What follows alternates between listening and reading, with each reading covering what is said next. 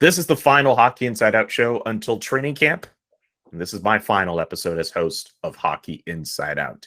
If you follow me on Twitter, if you follow me on social media, you know I have a lot of stuff going on with The Athletic and the two other shows I host, Zone Time and The Chris Johnston Show.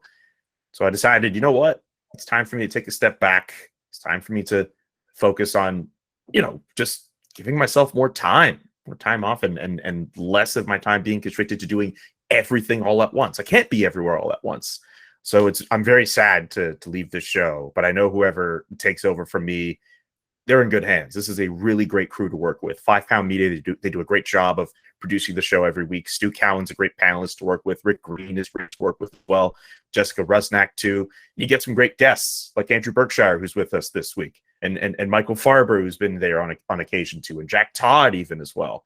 Dan Robertson's also tuned in. This is a really great show. It's the best Canadian show you can watch online. I'll put this show up against any other Canadian show, bar none. I think this is the best Canadian show you can watch, and I will miss being a part of it. And with that, since we've gone through enough sappiness, welcome to Hockey Inside Out.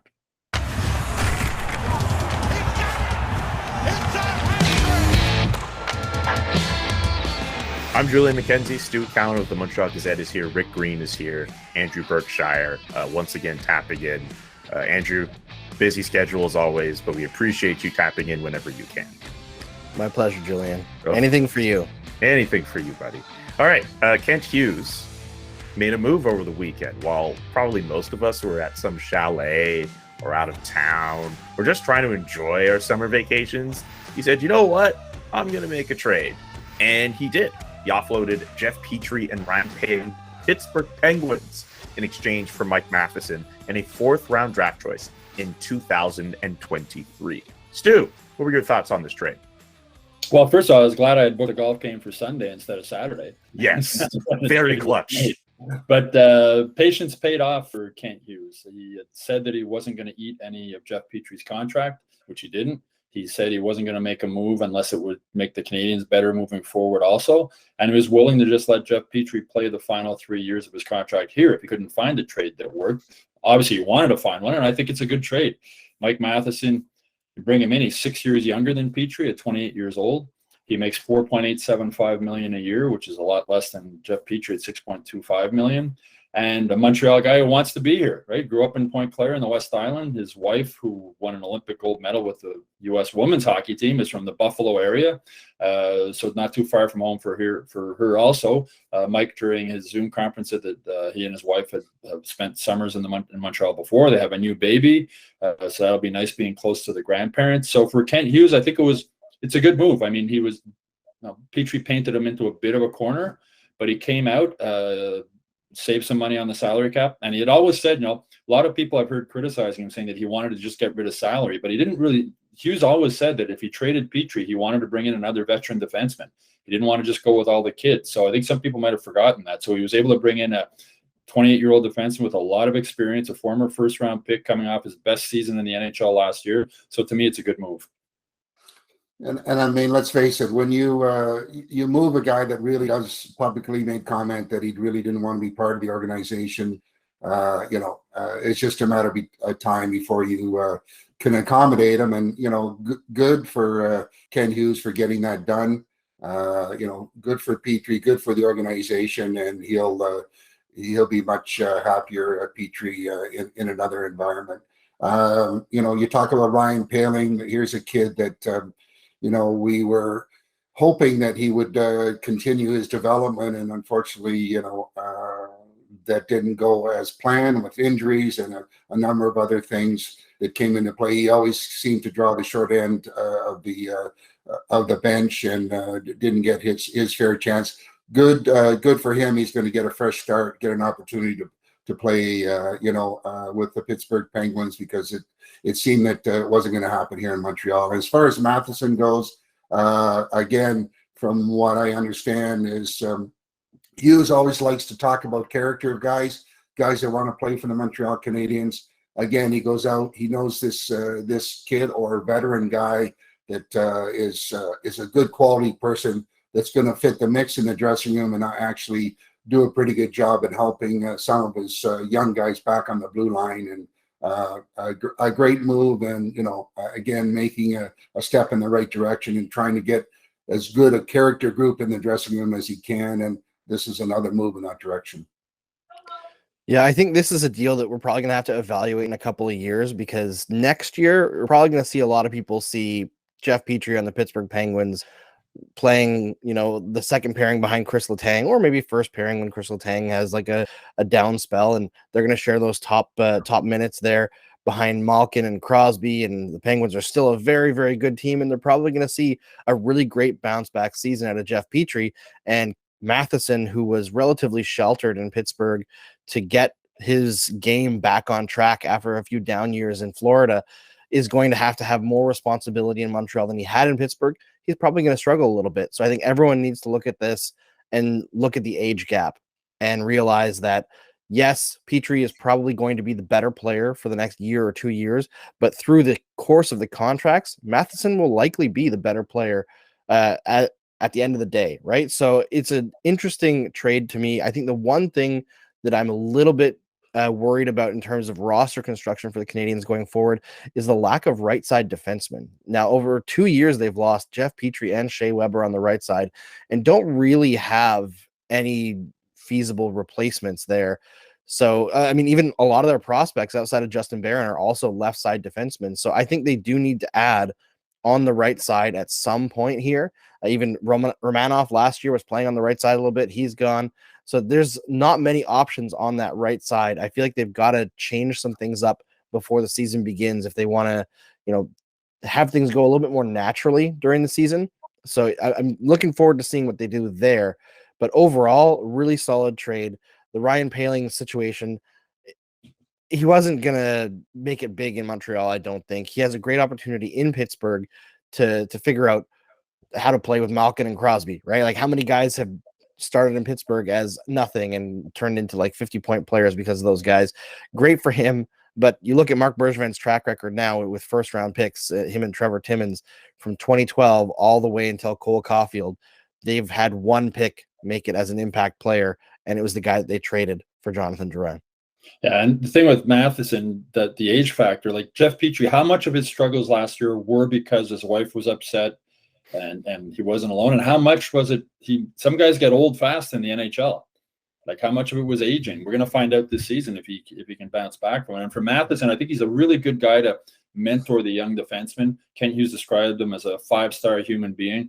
He knows what it's like to be a young guy in the NHL and struggle. Florida drafted him in the first round. After his first season in the NHL, they locked him up long-term, 8-year, $39 million contract. And the weight of that contract partly weighed him down, and he struggled in Florida. He went through some tough times, and these young Canadiens defensemen are going to go through tough times also. It's not all going to be sunshine for these guys. So to have somebody in the room who's been through the good times and the bad times of being a young defenseman, I think it's going to help a lot. And his strong point is his skating. And Marty St. Louis wants his defenseman to skate and move the puck. And that's what he did in Pittsburgh. Pittsburgh gave him more freedom to move the puck, and his game improved from there. So I think it's a good fit. He's a smart guy. He's going to be able to catch on to Marty. He's the kind of player that Marty St. Louis wants on his team. Yeah, and I'll say I'm biased. I also worked with Mike's brother, Kenny, back in the day. So I know that Mike is from a nerdy family who likes the numbers. So I'm pro this move. And the French media will be happy because now they got another guy who can speak French. He's Matheson actually went to French elementary school. His parents wanted him to be bilingual, and he was very good in French in his interview the other day. He said he was a little nervous going into it, but he's very comfortable speaking in both languages. And I think, Andrew, you touched on the right-hand shot capability there, but on the blue line, yes, it would be a nice option to have. But in today's generation of defensemen, they can play either side and they can make the adjustments fairly easily, and they've got some good, skilled, talented guys back there that it should be fun to see with this group. Amazing the change of personnel that they have, but it's going to be interesting to see how well they blend and how well their chemistry is to perform really well. But pretty excited to see these new guys coming in, and like I said before, the bottom line is try and get as many guys that want to be part of the Montreal Canadiens and rid yourself of guys that do not want to be part of it. Well said. Looks like a lot of positivity around this trade from you guys. Differs a little bit from some of the reaction I saw online, where it looked as if both fan bases didn't like the trade for different reasons. But I'm with you guys. I thought it was a good trade. I want to move on to the second question, if we can here. Not long after the Jeff Petry trade was made, the Canadiens announced that they would be re-signing forward Rem Pitlick to a 2-year deal worth $2.2 million. This comes after it looked as if they weren't going to give it. Well, they didn't give him a qualifying offer. They didn't tender a qualifying offer to Rem Pitlick, and they opted to do a deal of their own. Any big takeaways from that, Rick? I was happy to see them re-sign him. I mean, they picked him up on waivers for basically nothing, and the kid comes in showing great work ethic, scored 15 goals, and came to play every night. And looking at the roster they're trying to build, they're trying to build with some speed. And he's got it, and he's a pretty smart player too. I mean, if you look back at some of the plays that he made over the past year, he can make things happen out there. So for that price point, what you get, happy for him. And I'm, would have been really disappointed if they weren't able to re-sign him and keep him part of the mix. Yeah, I'm less enthused about it. I thought it was a smart play not to send out the qualifying offer just to avoid arbitration based on how he scored last year. But I look at a guy who scored on 23% of his shots last year, put up less than a shot per game, and got a ton of opportunity that he is unlikely to get this year. And 1.1 million a year is just not a risk. But I don't think that Rem Pitlick is a guy that's going to be around the Montreal Canadiens long term. It seems like he's a good guy.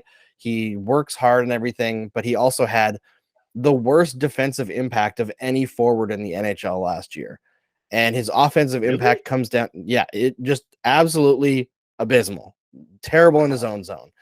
Doesn't like to stick in his own zone, we'll say. But he was very, very bad. And a guy like that, who all of their offense comes from shooting percentage, like, it's great to have talent, but that stuff usually isn't repeatable. And I look at the amount of wingers that the Canadiens have, unless they start moving guys, I don't see a spot for him in the top 9 that he'll be able to stick with unless there's injuries. So this seems to me as just a in-case move, in case they suffer the same amount of injuries that they had last year, which is probably unlikely since they set the league record for man games lost. It's a smart 1.1 million. As I said, they didn't make a qualifying offer because Kent Hughes said they didn't think it would be able to afford it if he went to arbitration and won. So I imagine he must have had discussions with Pitlick, who said he really wanted to stay in Montreal. And this sort of all fell together, and they were able to sign him. He's a smart player. Marty's saying we like smart players. But we're talking about Ryan Poehling before. This just shows you how far Ryan Poehling fell in the Canadiens' depth chart with forwards, that a guy they picked up on waivers moved ahead of him, former first-round draft pick. And, Andrew, you mentioned the problems with first-round draft picks before. I'll quickly read them off here. Read them and weep. When you start from 2009, you have Louis LeBlanc 2009, Jared Tenorti 2010, Nathan Beaulieu 2011, Alex Galchenyuk 2012. Then it's Mike McCarron, Nikita Sherbrach, Noah Juleson, Mikhail Sergachev, Ryan Poehling, and Jesperi Kotkaniemi. As I said, Sergachev's the only guy who's turned out, and they traded him away. So it's just, why are the Canadiens the worst team in the NHL? It's a lot of reasons, but two of the big ones are, is it bad drafting or bad development or a combination of both? And Ryan Poehling just joins out. That's 10 straight years where their first round pick didn't work out with the Canadiens for one reason or another. And it's probably not a coincidence, Stu, that the one guy that they traded away right away is the guy that turned into an impact player. That's a very good point. Would Sergachev have been the same player if he had stayed in Montreal? I don't believe so. So that's the other thing that happens. And I know the billets. I wrote a couple of stories with billets that Sergachev had when he went to Windsor, and they helped him bring English, and they became like second parents to him. And when he got traded to Tampa, I know they were all upset, and I was texting back and forth, and I said, this could be the best thing that's happened to this kid. And it turns out it was, to get out of Montreal and go somewhere else. And again, it's easy. Would he have developed the way in Montreal like he did in Tampa? Look at the numbers and look at the other draft picks, and you would think no. Look at his contract numbers too with that extension. Yeah, I mean, 3 Stanley Cup finals in a row. That's a lucky player to be traded away. Oh, yeah. Julian Breezeball, a great trade, and now he's locked him up. He's 24 years old, and he's locked him up with an 8-year extension. It's I say it. I think Julian Breezeball was the smartest GM in the NHL. He's smartest and the best GM in the NHL. I don't think that's a dispute at all. The fact that he's been able to not only win, but also keep his team cap compliant with the maneuvers that he's done. He is easily the smartest and the best GM. And Canadiens fans, if you don't want to think about it too hard, think about the fact that he was once part of the Canadiens organization. Don't think about it too hard. He also interviewed for the job when they hired Bergevin. I said, don't think about it too hard. I'm trying to make it easier for Canadiens fans, Andrew. Well, Mark Bergevin is tenure as GM. I mean, that draft list with him and Trevor, as I said, that's a 10 years in a row and you don't get one first-round pick who pans out with your team. That's a good way to become the worst team in the NHL. Yeah. At least they've got Cole Caulfield and Caden Gooley at the very end of it that maybe can help their legacy a little bit at the very end. But if it takes you 12 years to get 2 of your first-round picks to work out, it ain't good. And for Ryan Poehling, I mean, the worst thing that happened to that kid, I think, was that first game in the NHL when he scored 3 goals and scored. I mean, he was never a goal scorer in university. He was not. I think his highest was 13 in a season. I think it raised expectations with the fan base. And as I said, now I wish him luck in Pittsburgh. Hopefully things will That's better. Not his fault, though. The last thing I'll just say here, and I'll just say this: that's not his fault. Like, no, I think just people. Yeah, you're right. The expectations raised for this player. They shouldn't have raised. People should have known that his ceiling was not to be this goal-scoring threat. And I don't know. It was a great night for a lot of Canadiens fans, especially. I mean, if you do that against the Leafs in the last game of the year, Bob Cole's last game, that's a memory that'll stay with them forever. It's on the Canadiens fans for subverting their expectations that way. Ryan Poehling was never going to turn out to be that type of player to play in the top 6. I still think his ceiling could be as a 3C. It could work out in Pittsburgh. Who knows? But yeah, he just has to go to another market to figure it out. Okay, one last one for you guys here. With the moves in the rearview mirror done by Kent Hughes, it seems as if he still would like to clear some salary. I'm just wondering how he could go about doing that, especially with that big $10.5 million salary that's also kind of hanging around from one Carey Price and what his health status is going to be. Rick, how do you, actually not even Rick, I'll let Andrew start because Andrew hasn't started a question yet. Andrew, how do you think that plays out?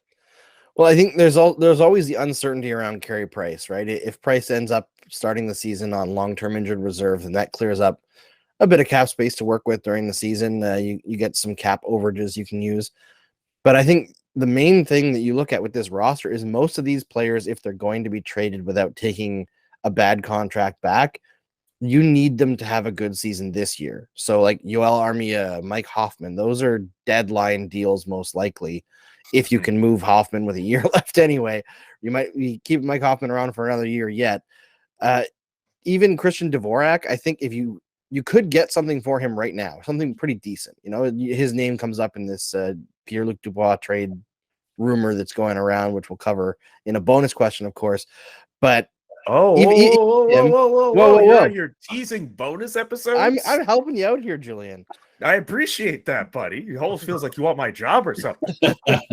No, that's not what I'm doing. But anyway, you could move something for Christian Dvorak, but I feel like you'd get more for him if he has a good season first, right? Like it just makes more sense for people to see the bounce back first and then you move them. But if they're going to move anybody out for that, they wouldn't have to take a big contract back. I think it'd be Josh Anderson. I know they don't want to move him necessarily, but there are people who want him. I think you could move that guy and get a really good return and not take a lot of salary back. The thing is, Carey Price is the elephant in the room, right? $10.5 million. If he shows up at training camp or even before training camp, announces he can't play, either he's going out long-term injured reserve or he's retiring, there's $10.5 million right there. Now, Angie, you mentioned Dvorak. They still got to sign Kirby Dach. That's true. Yes, so they're going to have to free up money to sign him. He's a restricted free agent. They've only got about $1 million in space cap right now.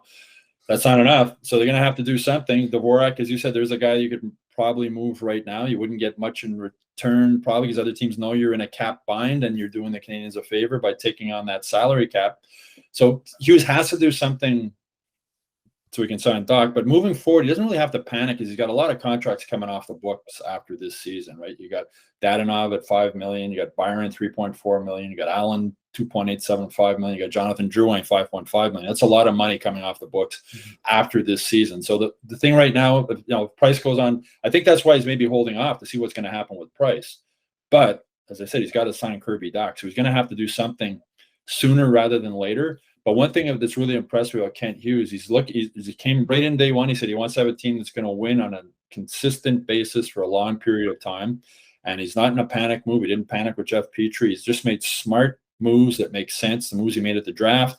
And he'll make another smart move, I'm sure, moving forward to clear up some space to sign Kirby Dach. But then after that, he can basically sit back and let this season play out, and then all this money coming off the cap at the end of the season. Maybe you can move some of those guys at the trade deadline. If Jonathan Drouin has a good season, you can maybe move them. So there's no reason to panic, but he's got to do something in order to sign Kirby Dach.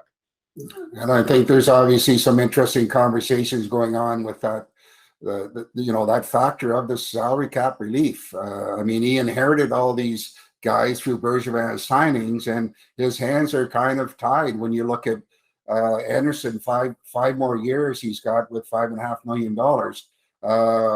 Hoffman 2 more years, 4 and a bit. We mentioned about Dvorak.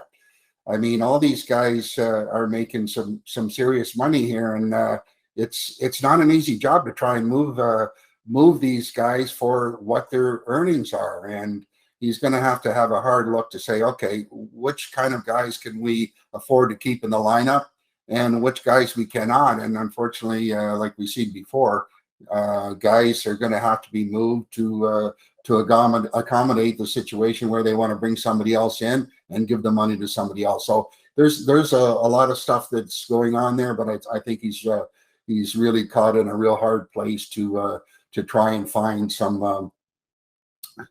relief in getting those numbers down without having to really move some of their big name players.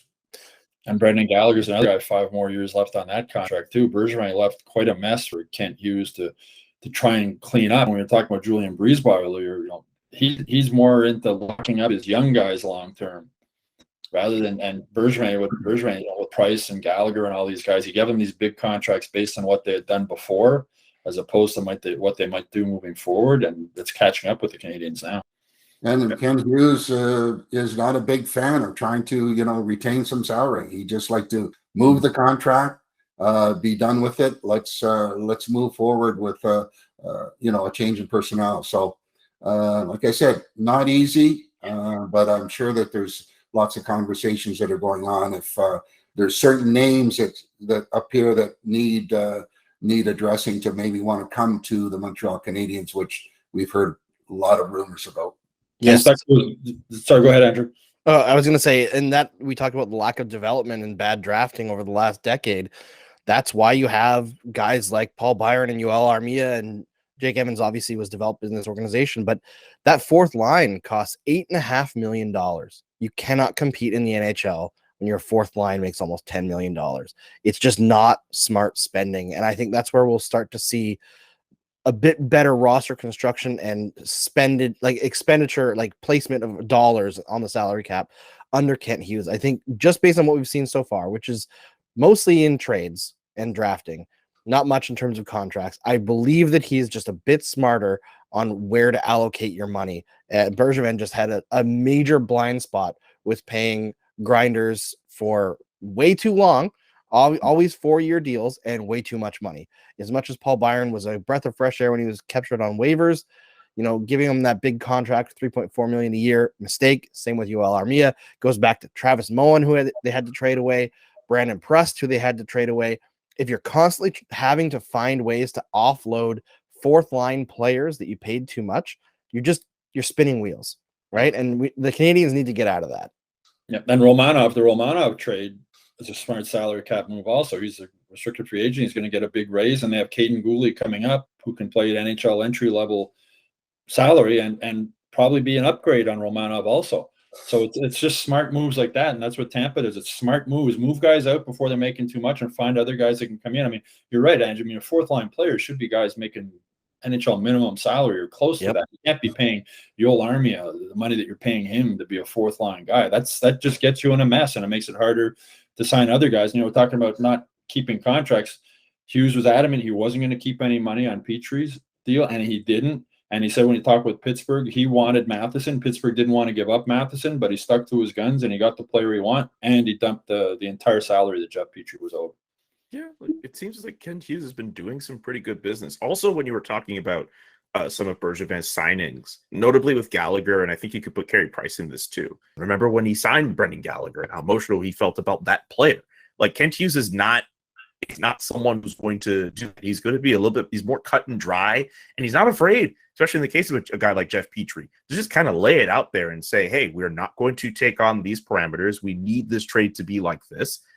I mean, he'll keep stuff close to the chest, of course, as what may have happened with Pierre-Luc Dubois and how that's going on. But I kind of like his approach with the media, with how he's kind of divulged some of the details with letting some of those guys go. I think of other instances like when Ben Sherratt, when it came time to offload his salary. I think with the way Kent Hughes has handled himself, it's very different, very distinct, and it seems to be working out so far for the Montreal Canadiens. Am I wrong in that assessment? No, I've said many times, Marc Bergevin's biggest problem was he made things personal.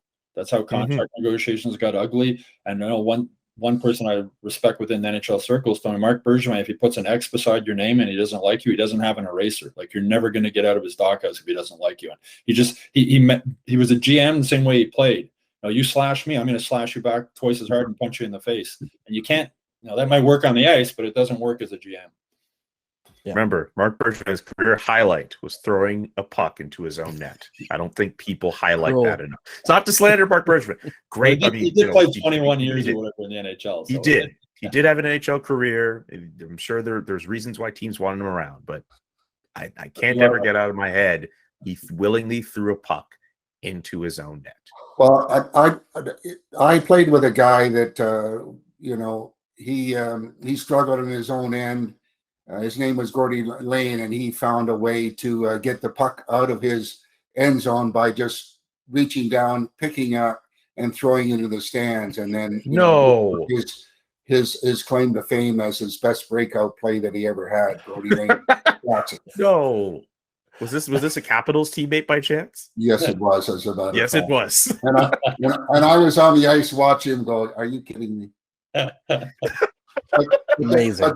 But then he retired because he couldn't stand losing anymore. So he went to the Islanders and won 4 Stanley Cups. What is harder that? than I was.